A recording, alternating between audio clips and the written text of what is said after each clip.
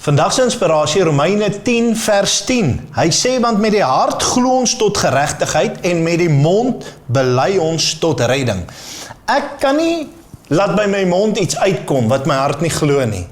Ek meen, wat in my hart sit, kom by my mond uit. Ek sê altyd vir mense as ons die worship doen.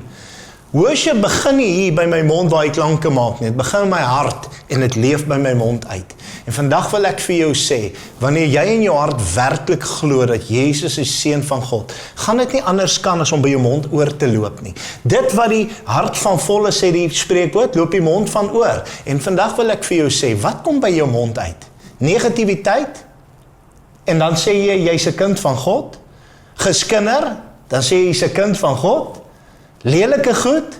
Nee mense, as ek met die hart glo, dat Jesus is seun van God, dan gaan ek dit met my mond bely ook. Dan gaan ek praat lewe, vrug, opbouing, uitbreiding, en ek gaan doen dit wat God wil hê.